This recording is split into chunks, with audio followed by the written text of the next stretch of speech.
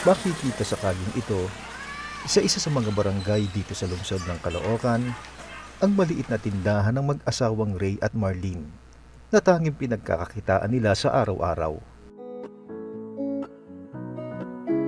Kapag papagabi na, saka marami ang bumibili sa kanila. Ngunit sa pagkakataong yon, ay maagang nagsara ang mag-asawa ng kanilang tindahan. Maya-maya pa ay lumabas na sila. Tanghali pa lamang ng araw na iyon, nakita naming magkasabay na naglalakad ang mag-asawa. May mga kinausap sila, hinikayat na sumama sa isang aktibidad na nakatakdang isagawa sa covered court ng kanilang barangay.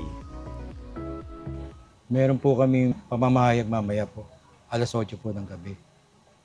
May sigurado na po kaming maanyayan na mga manaoy na dadalo. Magkakaanib ng Iglesia ni Cristo ang mag-asawa, mga may tungkulin sa kanilang lokal, dito sa lokal ng Caloocan.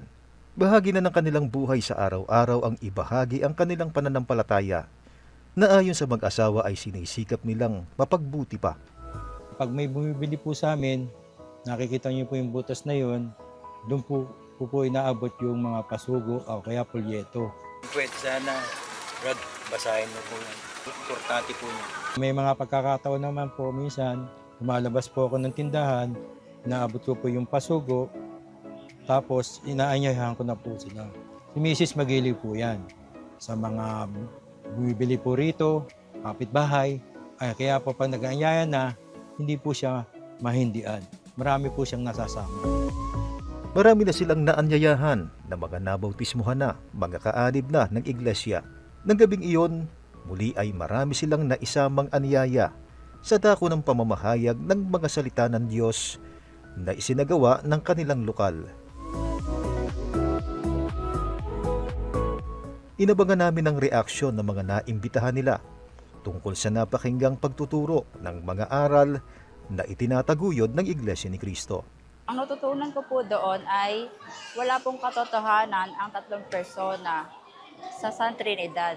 Wala pong katotohanan base sa Biblia po. Talagang iisa lang ang Diyos, ang Ama. Talagang nandun po talaga siya sa Biblia. Maligaya ang mag-asawa dahil muli nilang natupad ang isa sa kanilang mga pananagutan bilang mga Iglesia ni Cristo na utos ng Panginoon Diyos. Ang maipaalam sa lahat ang katotohanan, ang dalisay na mga aral ng Diyos. Lagi po kami nananalangin. Humingi po kami ng tulong sa Panginoon Diyos para po marami kaming maanyayahan